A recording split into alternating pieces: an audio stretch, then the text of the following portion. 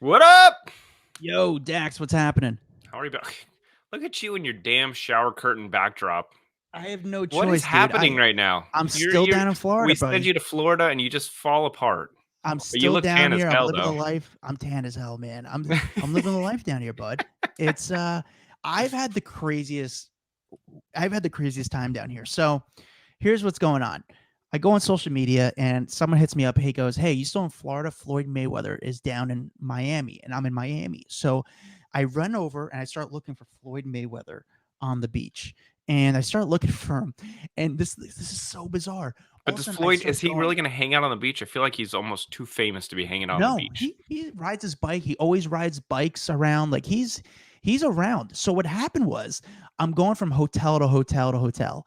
And all of a sudden I go to this one hotel. I'm not gonna say the name of the hotel, and I see all these kids going crazy over this some young kid. And he's got a nice bracelet, a nice watch, and he's got like a YouTube team watching him, like kind of filming him, Like and all the following his kids movements. around them are going nuts. So I asked some little girl, I go, "Hey, who's that kid?" The girl goes, "It's Floyd Mayweather's son." Oh, is he like a big influencer now? I guess he's trying to become like a YouTube star. I was like, "Oh, okay." Dude, I it's kind of brilliant. I mean, people like let's be honest. Instagram, YouTube, people love seeing the lives of rich people. I mean, that's the life you want to live. His dad just flaunts money around, so I got to Yeah. imagine his life is probably pretty fascinating to watch. I'm gonna go look him up. So wild, dude. So I'm like, okay, this has got to be the hotel. I go into the lobby of the hotel and I start hanging out for 5 minutes. All of a sudden, I run into Floyd's bodyguards, and I'm like, oh my god! And I know these guys; they're good guys. I'm like, yo, what's up, guys? Like, yo, what's up, man? How you doing? What you been up to? We haven't seen you forever. I'm like, good. What's going on with you guys? Again, I haven't seen these guys in more than a year now because of the pandemic. And they go, good, but I could tell like the energy's weird, so they're probably waiting for Floyd. So I waited outside the hotel. 5 minutes later, Floyd comes out with not the usual entourage. He definitely has an entourage. You know, he's got probably about 4 bodyguards with him, which is actually kind of small for him. But he just didn't have the biggest entourage with him normally. And he's outside the hotel, and I try to put the camera up, and he goes, yo, not now, not now. I'm like, oh, okay. So I put the camera down, and I start just talking to him. And then he's like, listen, why don't you come to this party tonight? I'm having a birthday party tonight. I'm like, okay. So I go to the party that night, and it's a red carpet event. I bring my camera, and I didn't realize it's a red carpet event, and all these people are trying to like get into the club. I'm just waiting outside the red carpet. Next thing you know, Floyd Mayweather pulls up with in a Bugatti. A Bugatti is $1 million car, you Yep. know, like it's ridiculous. He pulls up in $1 million car. I start filming him right away. I talk to him, I get an interview. Fortunately, I was able to place the interview and sell it. So that did very well for me. But later that night, they hit me up and say, listen, why don't you come to this party on Saturday? Floyd's having a party. You should come to this party. I'm like, yeah, I'm definitely going. It's on Star Island. Dax, have you ever heard of Star Island? Of course, Yeah, Star. that's like a pretty famous. I think we did Madonna live there, Rosie Yes. O'Donnell, Shaq, a lot LeBron of people. James, like everyone lived there. A Rod and J Lo to Gloria Stefan. It's like this little small island that you need to go through a gate to get into this island. But as soon as most people who live in Miami have never been to this island because it's so exclusive and it's so. I mean, you can't just walk onto this island. You can't get to it. You have to go on a bridge. You have to go through a security guy. But they're having this party at this mansion on Star Island. So it's on Saturday. I go to the party. And as soon as I go in, like it's from noon to 12 during the day, like 12 in the afternoon to 12 at night. I got there around 4 in the afternoon, and it was incredible, dude. I mean, I'm just the scenery, this house was just ridiculous. And there was like some random people there. I mean, no one I saw DJ Who Kid, I saw a few other boxers who I knew, but then Floyd rolls up, and it's just so funny just to see like I just stand out there like I look like a pilgrim. You know, like I do not belong there. I have my book bag on with my camera. I'm like, but I kind of knew a lot of people there, so I kind of fit in a little Yeah, bit. So I was able to hang out with people and talk to people I knew there. And I got a photo of Floyd. Did you see the photo of Floyd? yeah, of course, Oh, dude, the photo of Floyd's awesome. It so just good. looks so crazy. But he was in a good mood, and the party was really chill. Like it wasn't crazy, it wasn't wild. It was just like a good time. It wasn't a good crowd.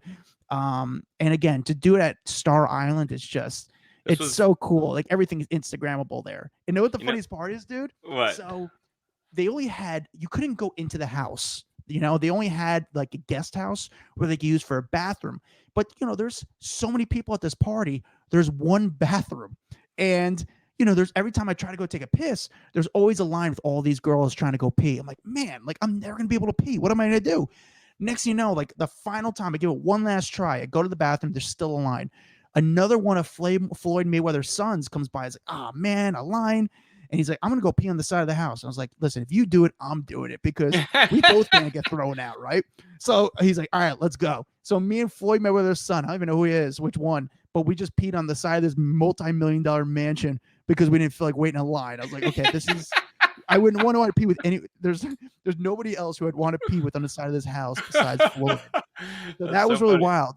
The next day, dude. Oh my God, you got more? This is like never-ending this story. Is crazy. The next day, oh, this is so, dude. I got two more stories. The next day, actually. Well, we do have Big E. He is waiting to go on with us. Oh yeah. So Okay. let's get. What else you got for me out of this story? I go to this. All right. So all right, yeah. Let's get to Big E, man. No. Finish your story. I was gonna say the next day, I see on social media that Meek Mill is in Miami, and Meek Mill is sort of big in the news right now because Meek made some lyrics about Kobe Bryant that kind of made a lot of news and got a lot of heat. He also had a beef with Tekashi 6ix9ine. So I wanted to ask him about it. I wanted to get him on camera. So again, I put my camera in my bag and I started walking down the beach trying to run into Meek Mill. All of a sudden, as I'm walking down the beach, I see this guy named Will. Will is best friends with Michael Rubin. Michael Rubin is the owner of the 76ers. He owns the brand Fanatics. I think he's worth about $3 billion. He's involved with the Reform organization that also works with Jay-Z and also Meek Mill. So I see Will. So I just kind of playfully like talk to him and start like walking to him on the beach. I start talking to him on the beach to try to network with him. As I'm sitting there talking to him and kind of network with him on the beach, who pulls up in sandals and like sits down with us? Meek Mill. And I'm like, dude, are you kidding me? Wait, did you pull out your camera? No, I didn't pull out my camera. I felt like such an idiot if I pulled out my camera. I didn't want to do it. I didn't want to be that guy. Like, oh my God. Like, I just had to play cool. Like, oh, what's up, man? I slapped him 5. But like we talked briefly, but like I didn't know what to do. I was like, oh my God, I came here looking for you. You literally fell into my lap and now I can't even interview you. So it was just such a weird time. But again, it was just a very wild weekend, but fun. Such a weird life, bro. It's very weird. Such a weird life. I was just thinking, this was the first year I didn't get an invite to the Floyd party, and I'm not even joking. The last like 5 years, I've gotten an invite. I haven't gone once because Seriously? it's always because 1 year it was in Vegas. Oh, then the following year it was in LA, but like I had some. Oh, you know what's funny? The following year I was in Vegas and it was going on in LA. What else? It's just every year it just doesn't work out, but yeah, I'm gonna have to go one of these. He does like, honestly, he does like 3 parties a day. I'm not even joking, like 3 parties a day. It's a whole entire weekend from brunch party to night party to 2 different clubs on one night to 2 different parties on a day. It's like he bounces around from party to party to party. So it's like it's a whole weekend of Floyd Mayweather events for him. All right, let's get to a couple things that we need to talk about before we bring on Big E. Number 1, this fan question roulette has been freaking awesome, you guys. We love it. Yeah, we're having great. a lot of fun. We're getting great responses from all the celebs. So please keep submitting your videos. Just remember to say your name.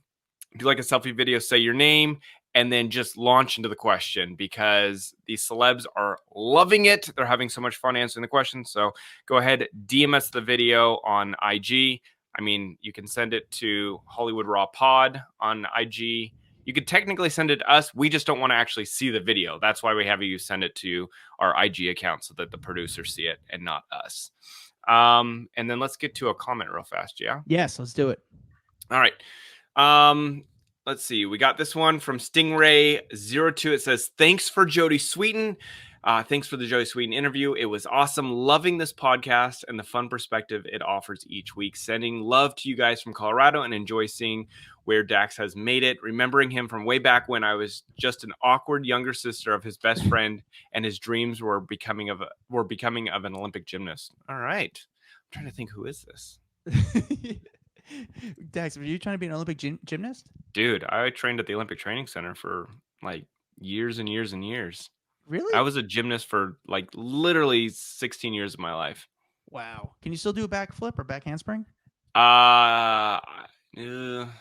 Here's the thing. I ended my career when I dislocated both ankles at the same time. And it was showing because I was coaching at the time and I was showing off to like the kids. So I was like, Yeah. oh, you want to see Dax do something cool? All right, guys, everyone line up. Let me show you. And I was doing a backflip. And right when you land, you punch and do a front flip. It looks really dope because it's just like really fast. Yeah. When I went to land the backflip, both my ankles turned in. And they basically, my ankles are what hit the ground, not my feet. And then I still kind of like rolled out of it, but you heard like this, it was loud like crack. It didn't break. They just both like basically popped out. And then I looked at him, like my other coach, I was like, I think I just broke both my ankles at the same time. We need to go to the hospital. And then I was in boots for the next 6 months. So that kind of ended my career, but not like I was going to go to the Olympics. I was not that good. I sucked. Yeah. But anyway. Anyway, well, let's get to our guest who actually matters here. Let's talk to a person who has actually very good ankles, I'm sure, because they're a professional wrestler. And please keep submitting these reviews. They're very helpful for us. We say it all the time. Submit. We can't thank you enough. And we read your reviews live on the podcast. So that's the best thing you do to support this cause. This is the best thing you do to support this podcast is leave a good review and just leave a message on. It just helps out the algorithm. So whatever you can do to support us, helps us out, and it strokes Adam's ego big time. Exactly. Dax, tell us about our guest. So our guest today is a former college football player turned power lifter. He's on his way to becoming one of the biggest WWE superstars of all time. He is now working on an awesome project called Our Heroes Rock, and based on his size, you would not want to be on his bad side. Welcome, Big E. Big E, it's good to have you, buddy. It's good for you to come on the podcast. Obviously, I'm a huge fan. I'm a stockbroker in the WWE, so which means I'm sort of your boss in some way. Yes, sir. When we put it like that, you're not entirely wrong. 2 whole shares. Yeah, you got some say then. I can't refute that. I can't refute that. So wait, so the WWE, you guys haven't been traveling, obviously, because of COVID. Yep. You live down in Florida, and all the shows have been down in Florida. How does it feel to, not be traveling like you used to be, sitting back in Florida? Obviously, you don't have to sit on an airplane as much. Are you liking this experience that you don't have to travel as much? Yeah, I'm spoiled, man. I am so spoiled because we used to do 4 to 5 shows a week, every single week, with very little break. And now, like you said, our shows I live in Land O'Lakes, which is just north of Tampa. It's basically Tampa. And now we're at St. Pete. So it's a 40-minute drive for me. I go from like, hey, we have a show in London and you'll be gone for 20 days doing this European tour, to I'm in my bed every single night. And it's so different, but I don't know if I can go back, man. I'm spoiled. I'd have to do some real soul searching once things go back to normal. I was going to say, for us having to drive into a studio again, dude, like I couldn't do it anymore. This is too easy. Everyone gets like used to Zoom, Skyping, like us doing our podcast so far is really working out for me. What airline do you travel, bud? Like what do you have your miles under? So we're like, Tampa's not a hub, so it's kind of whatever, but it's usually Delta, typically Delta. All right. What's your status on Delta? Man, what is, what's the high? Is it? Are you Diamond? Diamond, yeah. Right. I reached Diamond, Platinum Diamond. Isn't that Deltas? I have to look in. I used to know this all the time, but now because I don't travel, I haven't opened my Delta app in forever. I have no idea, but I used to check that thing all the time. But I think it might be Diamond Platinum because I just got there and I remember like kind of celebrating like last year. And then now you got to start over. I know. Bummer. So the best part of that is you always get upgraded, I'm sure, for the most part, except that I feel like there's a lot of WWE superstars that also live within your area. So you guys are taking planes a lot. So how does that work when you see other wrestlers and some guys get upgraded, some guys don't? What's the vibe like with that? It used to be like, it's not something you want to like, because it seems real petty to talk about, but you kind of side eye guys, or you look up at the board and you see people ahead of you. And I'm like, all right, I gotta change my contract. I got to negotiate to make sure I'm on top. But it's real. When you fly all the time, like jockeying for those upgrades is real. Yeah, but how great is it when you're sitting in like row 2 and then someone gets on the plane and they have to walk past you and they look at you and they're like, damn, he's going to get the burger now and I'm going to be in the back. So yeah. It's real bougie though. I don't feel good about it. Whenever I have that feeling, I think, man, I need to work on myself, do more meditation or something, because I don't feel good about it. But the feeling is real. Yeah. Wait, how about you? I mean, I know you're not the tallest of guys. You're 5'11", but size wise, you're a big guy. You're a strong guy. Do you fit comfortably in a regular airplane seat, or do you sometimes ask for 2 seats? How does that work? No. So like you said, I'm not tall and I have long legs, but But you're filling up our widescreen camera right now. Look at your pecs. Your pecs are huge, dude. They're real. They're real. So thankfully, when I first got on the road, I was in coach all the time. Like you kind of start out and you're just in the back of the line as far as like the totem pole in WWE. And so the worst was being in the aisle because my shoulders always stick out, and I usually sleep really well on airplanes if I'm not disturbed. So just anytime a stewardess, God bless them, I know they're just doing their job, but especially when they had the wide hips, as soon as I got on that plane and I saw a wide hip stewardess, I knew I'm not getting any sleep because I'm getting bumped every time, people getting up to use the bathroom. It's the worst. It really is. I didn't even think about that because I'm not a big dude and the cart hits my shoulder like every time. So I got to imagine someone like you is just not constantly whack, whack. It's horrible. And then we had guys like Eric Rowan, who used to be with WWE, a good friend of mine. And he's legit like 6'8", 340 pounds. And he was back there with me. And I said, I just saw how miserable he was. Poor bastard. And it's not just him. You're also punishing the people sitting next to him too. I love like seeing a guy like him. And if he was in coach, seeing the people that sit next to him and just the dread that falls over their face as they see this massive human being is going to have his whole back and shoulders are going to be rested on their face. Yeah. Horrible. Do you find yourself often sitting with the same like WWE superstars, like your friends, or is it always random? Do you ask to sit next to the same people, or do you actually prefer to sit next to a regular person because they're a little bit smaller, so you could sort of get the arm move, the arm bar, or whatever that is? Yeah, typically I prefer sitting next to a non-coworker, so I have a little bit more space. But WWE books our travel, so it's kind of whatever. And I also tend to go out like a light. So oftentimes I don't know who's next to me. I feel like, when I don't have a child, but I know some people put like their babies on the dryer and that little gentle, and to help them go to sleep in the little like bassinet. That's me on a plane. Is that true? I've got 2 children. I never got to do that. I've heard it's a thing. Great. I don't know. I heard it's a thing. So, I think we missed out. As soon as I feel that little gentle rumble of the plane starting to take off, that's all I need. I need that in a bed. I just need I need a bed to simulate takeoff. Just that little slight rumble, and I'm out like that. Yeah. It's so good. So I guess one of the good things of not traveling is that you have the time to work on passion projects, and one of those projects is Our Heroes Rock. Tell us about Our Heroes Rock. It's incredible. So this is a bit of a long story, but it's something that I'm really passionate about. So after the murder of George Floyd, it really hit me. It was one of those things, as far as, celebrity deaths or deaths in the news. This was the first one that felt really personal. And I think a lot of us, because we're stuck in the house and we can't go out and about, I feel like there was no escape. Typically you would see a story like that and I think you're sad about it, but you got to catch a flight the next day or you got to go to work. But I had no distractions, really. I'm home every day. And so I remember thinking, just kind of having this feeling of being hopeless, but I wanted to do more. And one of the things that I love with wrestling is we're able to express ourselves through our wrestling gear, through singlets, through our entrance jackets.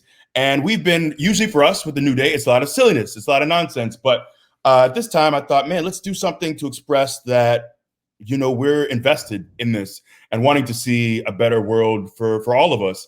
And Jonathan Davenport, who's working with me on the Kickstarter, he's designed our gear for years.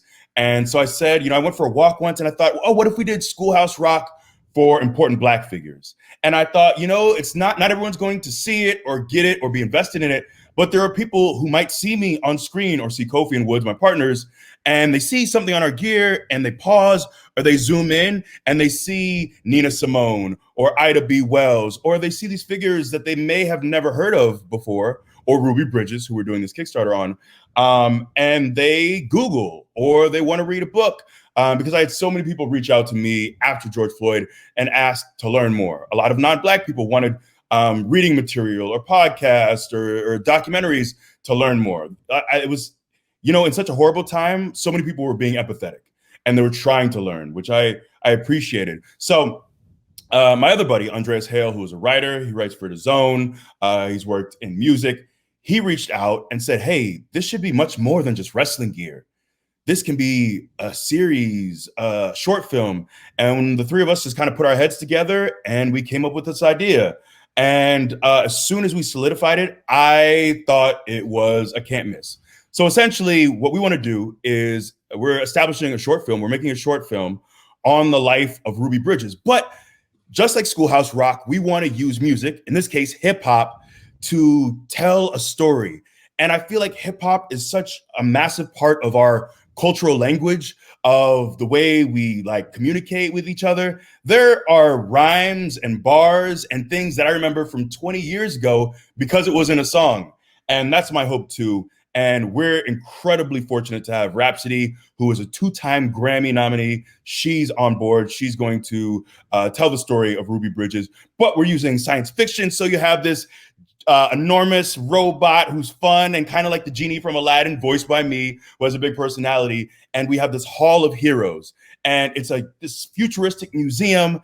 And we have kids on these little like iPad robots. So they're there virtually. And we just felt like this was such a good way to engage kids and even adults too, with this really beautiful 3D animation. And we take them through this Hall of Heroes. And you may start seeing George Washington and so many of the founding fathers, but you get to a certain section of this museum and you see all these Black heroes, activists, artists, politicians, people who were groundbreaking, who sacrificed.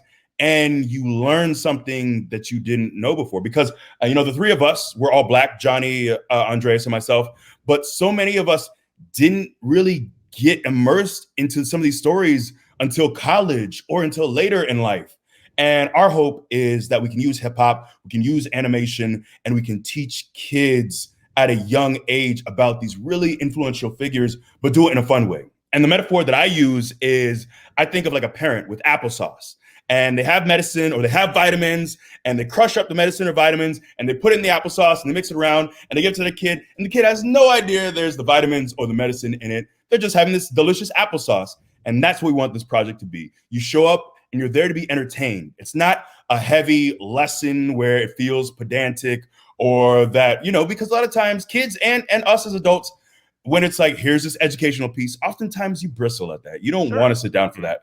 But when it's fun, when it's humorous, when it's colorful, when it brings you in and you're thoroughly entertained and you walk away and realize, I actually just found out. And now I know that Ruby Bridges in 1960 integrated a New Orleans school for the first time at 6 years old. 6 years after Brown versus Board of Education, which was supposed to end segregation, but many of the schools were still resistant to actually integrating. So that's our hope: is you walk away, you have this jingle, you had fun, and you learn something, and you learn empathy. As a Black kid, you learn to be proud of people who look like you. As a non-Black kid, you learn how many Black people did incredible things. So that's our goal with this project, is to educate kids, young people, adults in a way that's fun and engaging. I'm actually on your guys' Kickstarter right now because I think it's awesome. I love how Kickstarter has made these platforms available to people so that they can get their dreams made. And as the time that we're taping this, you're at 43,000. You're looking for 75. What does that money need to go to? Is that your animators? What do you guys need the money for on this Kickstarter? Yeah, I mean, the reason that we're doing the Kickstarter is because animation is expensive. It really is. So we're talking probably over $20,000 a minute. And if we're talking, at bare minimum, we want to do 4 minutes, and we'd like to extend it beyond that. So animation is really the crux of the expense here. And we're also going to reach out to people to voice Rhapsody. We're bringing on, like I said, a Grammy nominated artist as well. So to make sure that it's done to the best of our abilities, that we tell this story the way that Ruby Bridges' story deserves to be told, we don't want to spare any expense. And that, honestly, the 75,000, that's our goal, but we're really looking to hit our stretch goal, which we'll get to, down the line. First things first. But, that's the bare minimum for us at 75,000 to get this project done. But the response has been really incredible, and we just want to keep this momentum going for sure. That's awesome. Yeah, the graphics alone are just really, really cool. The artwork is amazing, and you guys put a lot of time in it. And it's just, you see it once you go to the Kickstarter, you'll see how it's turning and what you're kind of investing in. And it's just a very, very cool project. Is this the type of stuff that you want to do after your career? Like more, like what do you want to do after your career as a WWE superstar? One of the things that I've said for quite some time is I've really loved voice work, and I'm on a show called Laser Wolf on Adult Swim, which I really love doing. Incredibly talented cast, and I want to do more of that. But as I've gotten older, I feel this like need to give back in certain ways. We lost a brother of ours, John Huber is one of my best friends on the earth. He wrestled as Brody Lee, also wrestled in WWE for I think over 8 years as Luke Harper, and he just passed away right after Christmas, and that was a heavy loss. So what we decided to do was we made a gear, the three of us, Kofi and Woods, in honor of him, and we're auctioning all that off. And he's from Rochester. Rochester's a city that he loved in New York, and we're auctioning that off for Food Link New York. And, we've raised over $6,000. We want to keep going. We have more pieces. So just doing more of those things. And our audience has been incredible. It's really not me. It's our fans have really engaged with this stuff. They really care. We have such a beautiful community. So that's really kind of what's been on my mind, is doing things, whether it's raising money or whether it's helping to educate, because I have this platform and who knows how long I'll have it. And I'm extremely blessed and fortunate to have so many things in my life.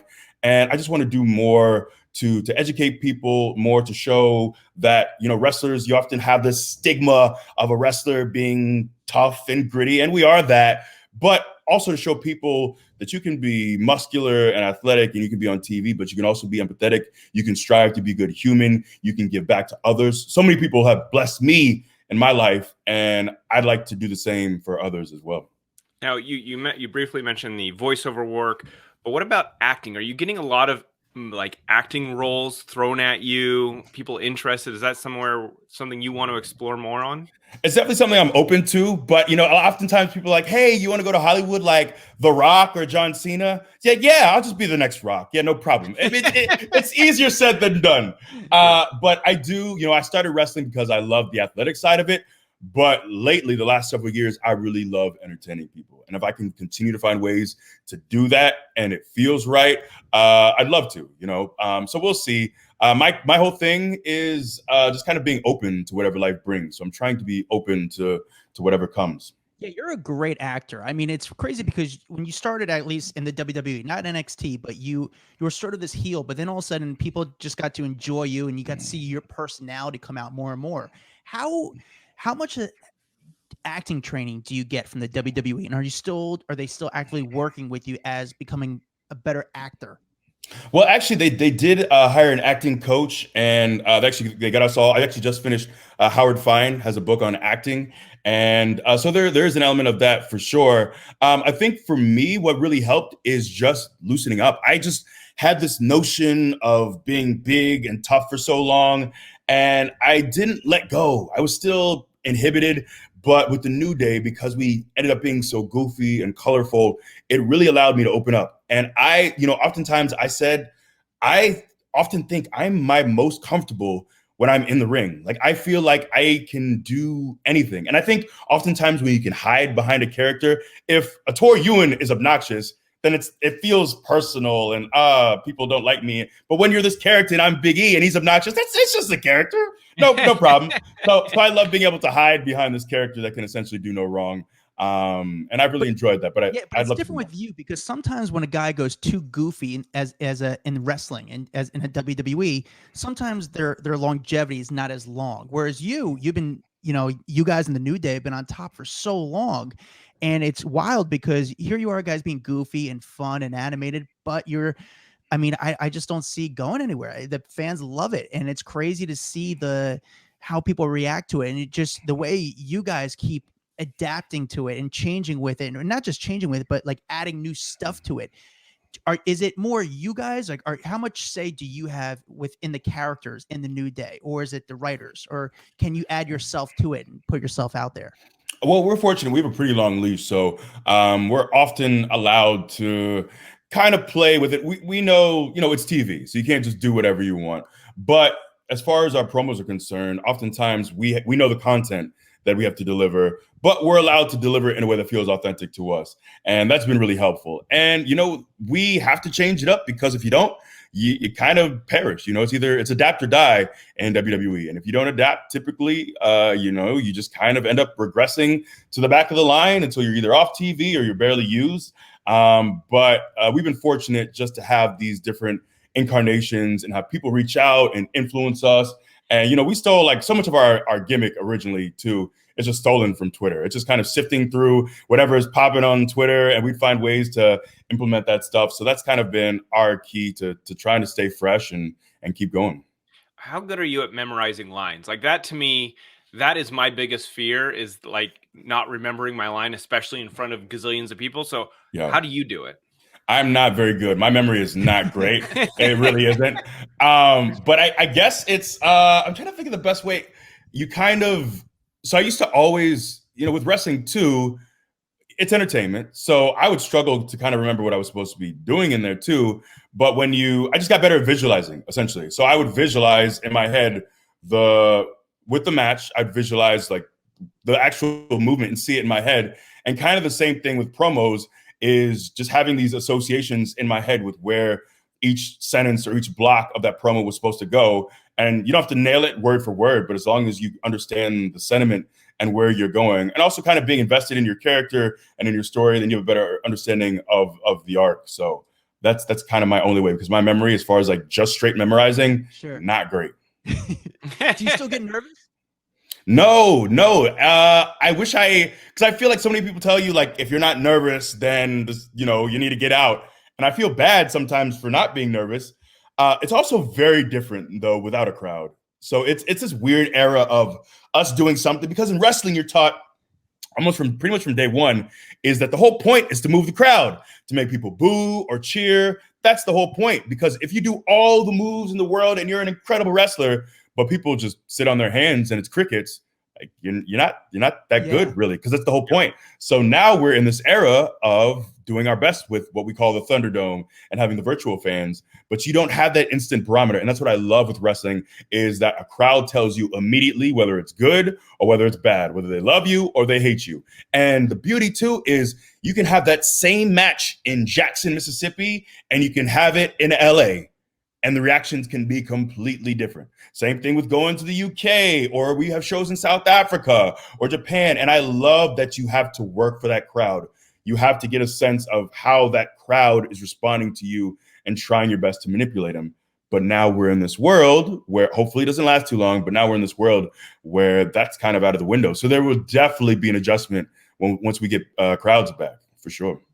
You know what I'm always fascinated with? Obviously, Vince McMahon is the most polarizing person in the WWE. I want to. Do you have a personal experience that was like your favorite experience with Vince? I love hearing these like fun stories. Yeah, I'm trying to think of stories I can actually tell. You know what? I don't know if this was funny to anyone except for me and Kof and Woods. But so when the New Day started in 2014, we were trying to get entrance music. And the idea for us was to be three preachers. And I'd grown up in the church and I'd done some preaching as a kid, but Kofi and Woods, that's completely foreign to them. So when we got the idea, we thought, oh, this is it. Let's do our best with it. So it was a bit eye-opening. But I remember they wanted to give us entrance music, and they gave us this real dusty, old-timey church stuff that sounded like it was recorded in the 1920s. And I said, we cannot come out to this. And we thought, you know what? If they want gospel, like we remember like Kirk Franklin, and that was upbeat. And so many people who didn't necessarily go to church or listen to gospel had heard of Kirk Franklin because it was energetic.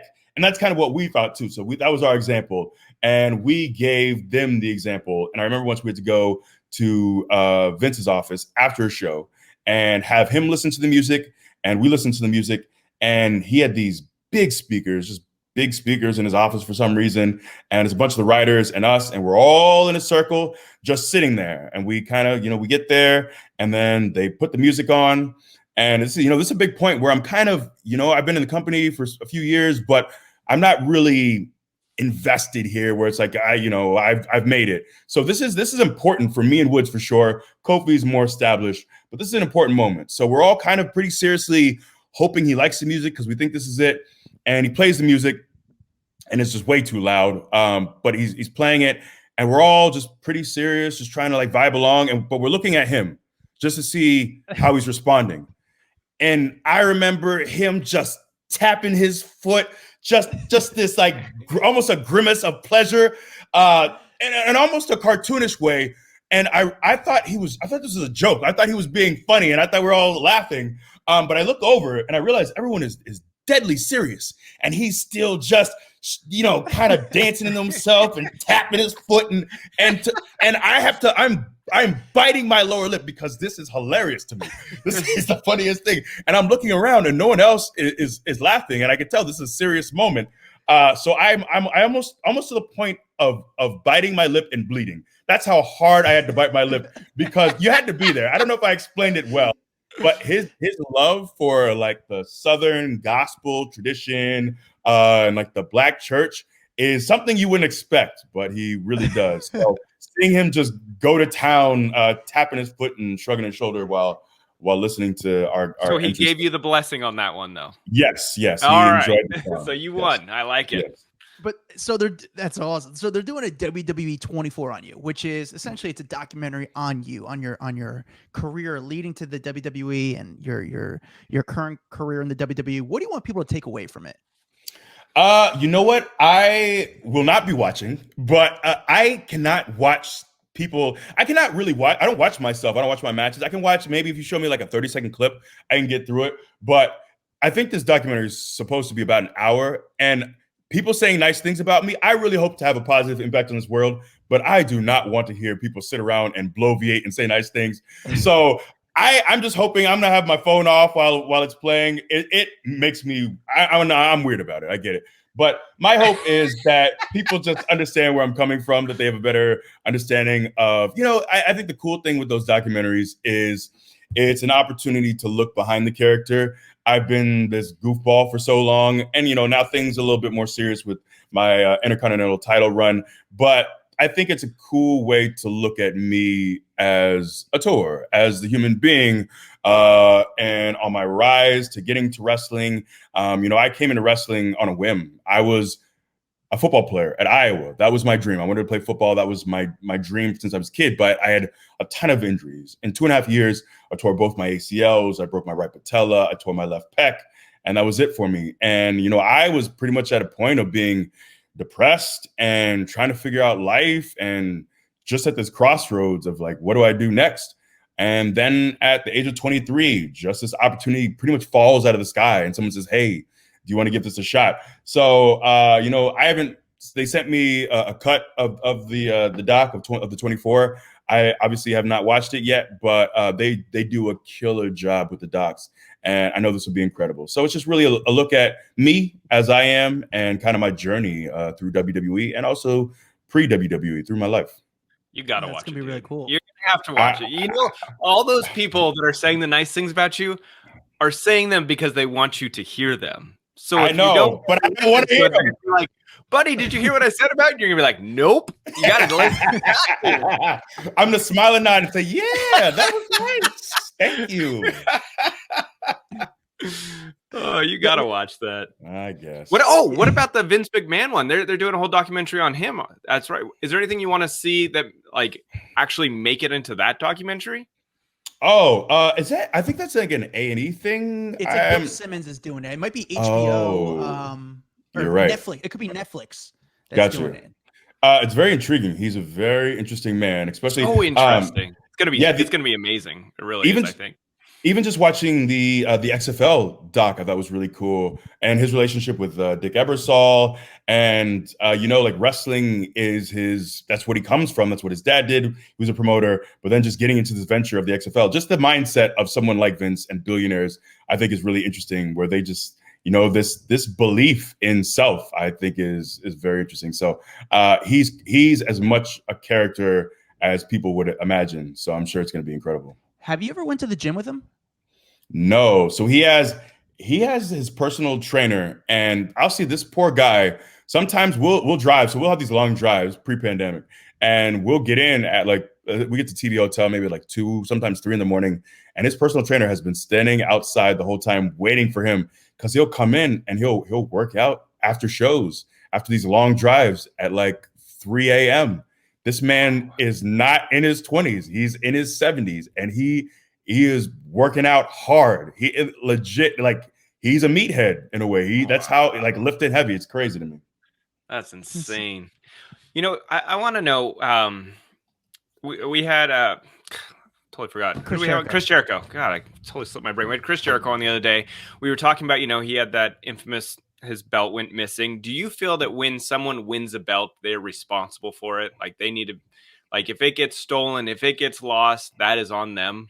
Oh, 100%. That's like one of the first lessons you learn once you win a belt is that you better protect that thing at all. That's because, and they also tell you don't check your gear bag. So your gear bag, you have your wrestling gear, but you also, when you're a champion, you have your title in your gear bag. And when you have it on you, you can't really lose it. You stow it and it's your carry on, but you don't, because if you lose that, that's like one of the biggest faux pas in the business. And a lot has changed with our business, but I still feel like that is very much a thing. So And yeah, that's on you. if it gets stolen, though, do you feel like it's the wrestler that needs to pay for it, or like because I'm trying to think with Ooh. an Oscar, Adam, if someone gets like their Oscar stolen, do they pay for it, or does the Academy reimburse them I don't essentially? know, but the thing is, you can't really say you own it because if you own it, they're going to say how you found it. So it's not really worth anything. It's not something you can really boast around like a stolen belt or Yeah. a Well, belt you find. technically, I don't think you own an Oscar too. If you pass away, those Oscars are supposed to go back to the Academy. Do you know that? Really? Really? Yeah. Huh. It's really weird. Like the Academy still owns your statue. You're not supposed to sell them. You're not supposed. You're supposed to literally hand them back. Interesting. I idea. didn't know that. Did not know. Did you, Biggie? Did you go to your high school reunion? No, I definitely did not. So I am a bit like, even though I'm boisterous and whatnot for my character and wrestling, I am pretty much an introvert. I live alone. I never went to a single school dance. I didn't go to prom. I haven't gone to reunions. And I was like cool with people. I was friendly with people, but it just seemed, just the notion of going back to reunions seemed odd to me. So yeah. How good? Okay, so going to backstage at some of these big WWE events, how good is the catering? I love catering's on point. On point. So we have the same catering company, the Dega Catering, and they're incredible. Some of my really good friends are people who work with us on catering. But yeah, I'm trying to think. It's they serve us multiple meals. There's breakfast if we're there early. It's pretty good catering. Is it like healthy stuff, or is it just like a kind of a combo of everything? They got hella options. So if you want to go healthy, you can go healthy. So okay. I'm someone who's always looking for the salmon. I'm looking for the vegetables, maybe a baked potato if I had just worked out, or brown rice. So I try to keep it pretty healthy. But they also have, for the weak-willed, they always have these enormous chocolate chip cookies. They have multiple dessert tables. I was like, we're on TV half naked. Why are these things that you have out here? But I don't have a big sweet tooth. My vice is melted cheese. So any kind of like lasagna or pizzas. So I'm trying to stay away from that. But yeah, they have them. You can eat clean or you can eat like an animal too. Musicians, are known to get a lot of groupies. Is there groupies when it comes to wrestling? Yeah, there's a term that I don't think is a good term. It's called. I think I know what it is. We won't say it, but it's okay. I mean, it's rats is kind of the wrestling term, and I had to stop using it because that's not like who would want to be with a rat sexually. That's not appealing. But yes, that is a term. So that's a thing. That is a thing. So I want to do a quick thing with you real fast. We have been playing fan question roulette with our guests. So the fans that listen to the podcast, they submit questions. The thing is, they don't ever know who's coming on our podcast, so they just have to submit a question. We don't even know what the questions are. We just see their names. We pick one out, or maybe we'll do two today, and see what their questions are for you. All right? Beautiful. All right. So we got Sarah first. All right, Sarah. Let's check this out. Hello. My question for you, are you a dog or a cat person? Ooh. I'm kind of neither in that I own no pets. But if I had to choose one, I would say I'd go with the dog. I'd go with the dog. Dog. Yeah, and I wish I had a better like story or background for you because I don't have any pets. I mean, it's a very boring answer. I was gonna say it's probably hard to have a pet when you're always traveling, right? Yeah, right. And like some people do have pets and they'll like boredom. I never owned a cat ever in my life. I had a dog when I was a kid, but it ran away. It just ran away and just never came back. So see, that's why you're not a dog person. You're like, yeah, right. Fucker ran away on me. Exactly. But I also never owned a cat. And I guess cats are supposed to be easier to take care of. But yeah, I'll go with dog. Okay. All right. We got it. We got another one because that one was just a quick one. Let's go with Sasha. If you had to give up one, which one would you choose? Pizza, hamburgers, or wings? Ooh.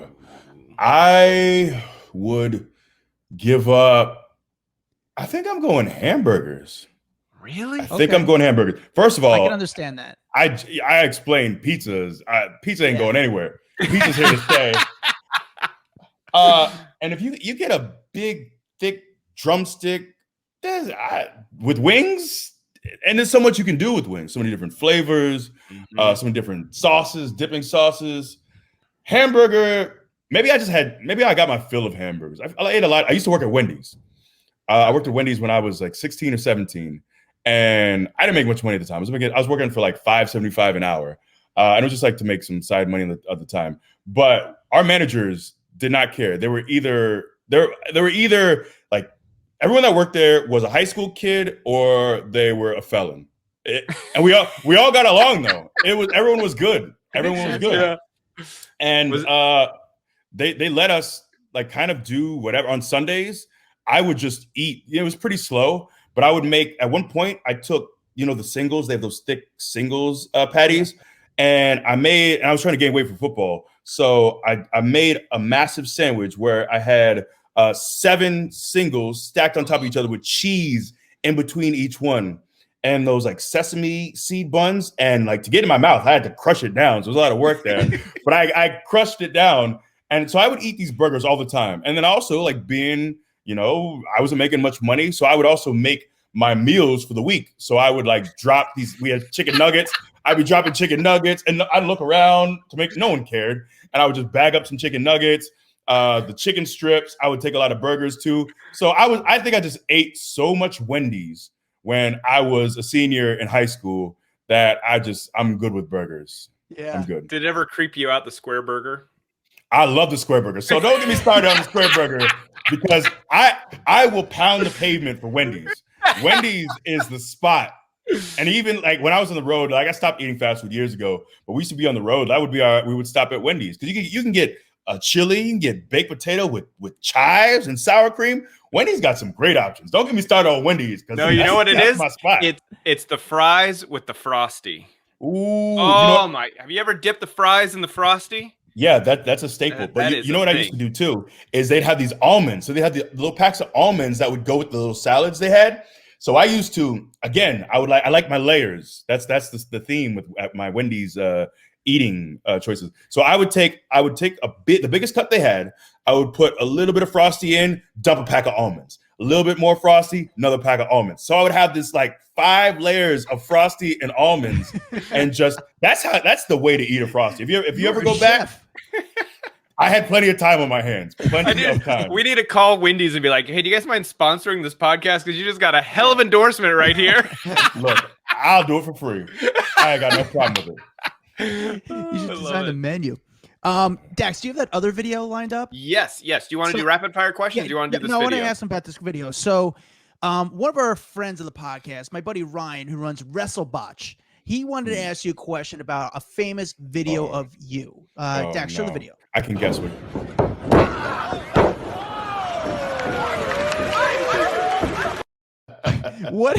What happened there? What did you do? That was quick.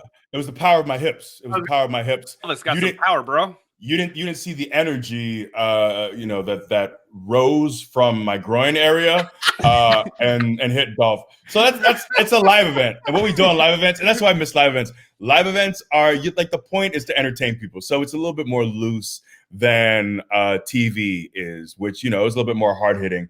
But the live events is just kind of it's just you and your friends for the most part, and you just try stuff and you try to make people laugh. And that's what Dolph decided to do with that. So I thrusted my hips, and the centrifugal force, I think, emanated from the hips and hit him in his sternum area, which knocked him back. Yeah. What is your favorite wrestling sign that you've seen in the crowd? Ooh, that's a very good question. The one that you actually looked at like, man, that's funny. That's good. So this is like an inside joke that I'd have to explain. So because I have an ample chest, people would often refer to it. And when Dean Ambrose was here, he would refer to me as like Seth Rollins still calls me Titty, as in like, and Dean would call me like, yeah, like they were Titty. Like that's just not even like making fun of me, but just it became so common. It's just a nickname. So at one point, Dean was real bored on a tour, and I think on his wrist tape he wrote "Titty Master," and he proclaimed himself the Titty Master. And we'd have these matches, and people started picking up on it. I think they saw it, or I forgot how they picked up on it. But I think the first time I saw a Titty Master sign, it kind of blew me away. So just to let people know, if you ever saw a Titty Master sign, it had nothing to do with degrading women. It was nothing like that at all. It was about your titties. Yes, that's exactly what that was. All right, let's do a speed round, because this is probably the most fun part of our entire show. We love it. We love the answers that we get on this. So we're gonna throw out some questions to you, and you just answer them as quick as possible. Hit me. Okay, Adam, you start. All right. Nicest wrestler backstage.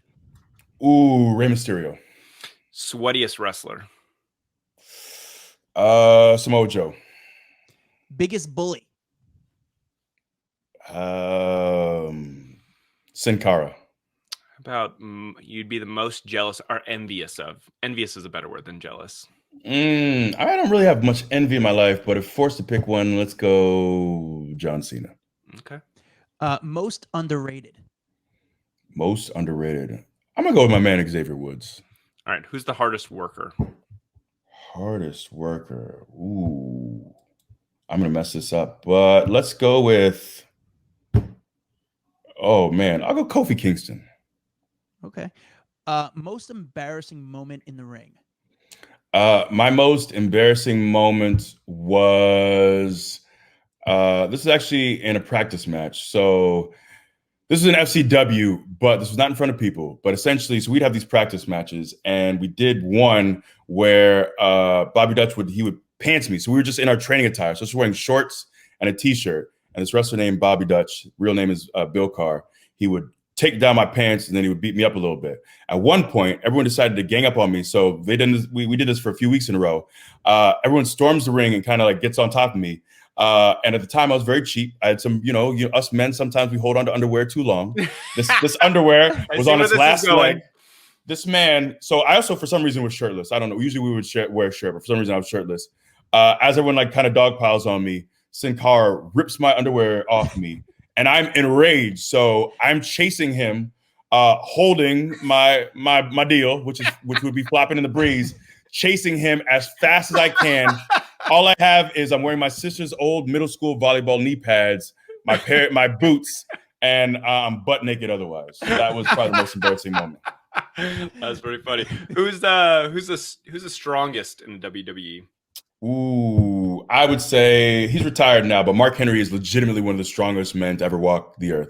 Like, look up his powerlifting stuff, his Olympic lifting stuff, strongman. Like, no one really has done those three different disciplines so well. Yeah. Most intimidating. Most intimidating. We have a guy, his name is Omos. He's with AJ Styles right now. He's well over 7 feet tall, and he's got to be like 400 pounds, and he's not like obese. He's enormous. What about how much can you bench right now? My best bench ever is 575 pounds, and it's actually on tape. It's real. Oh. But if you ask me, can I do that now? Not a chance. I definitely cannot do that now, but it's still my best, and I did it. I was also like 310 pounds at the time. I'm about 260 now. So I decided to slim down, try to get my sexy on. So, yeah. What is one food everyone loves but you can't get into? That's a very good one. Avocado, actually. That's it. Really? I think you love avocado. I like it for its health benefits, but I had this debate, and Wale is one of my favorite people, and he also does not like avocado. It's a texture for me. The texture, it's kind of slimy. Not a fan. How funny. That's so funny. All right, my last question. Are you on any of the dating apps?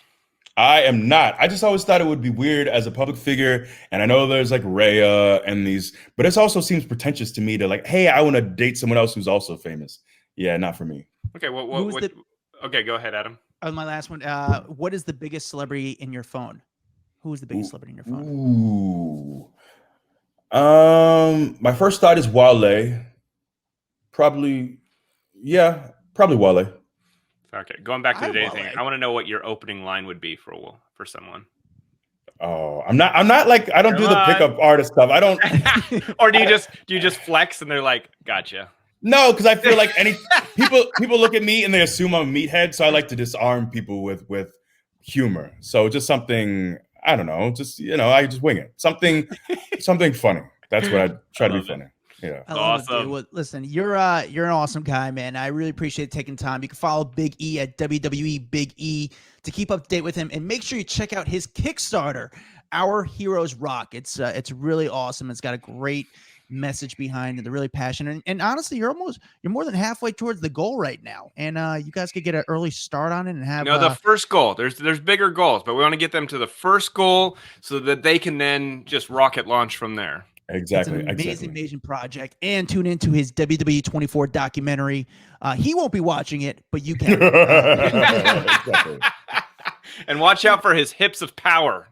They're very powerful. Yes. And the link for that is ourheroesrock.org. We'll take you straight to the Kickstarter. Please share it. Please back it. Please just get the word out for it. It's for what I believe is a really great cause. And what does your shirt say? I see kick. It's we're also history. There we go. History, yes. Oh, nice. There we go. All right, dude. Thank you so much, man. So much. Are you, Dax? I know you're not the biggest wrestling fan. Are you slowly starting to become a wrestling fan now that we had, You know why? Because the thing is, and I couldn't believe I freaking spaced on Chris's name earlier. I was like, I'm such an idiot.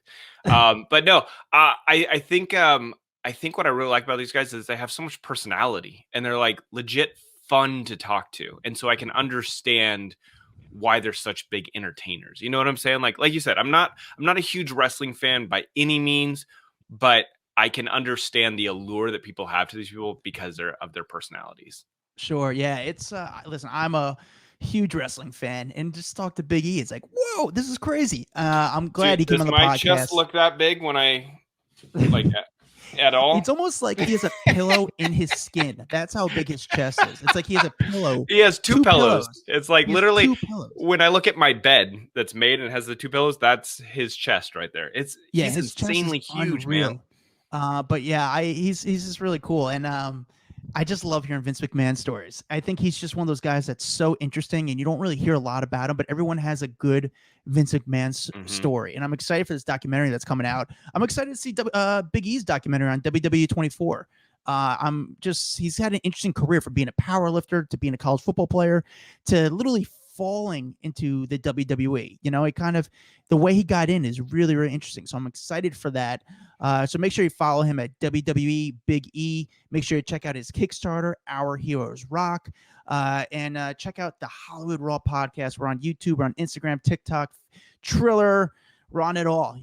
We have some pages. You can see this whole interview on our YouTube page. You can find me at Adam Glyn, Glyn. You can find Dax Holt at DAXHOLT. And we'll see you guys later. Bye.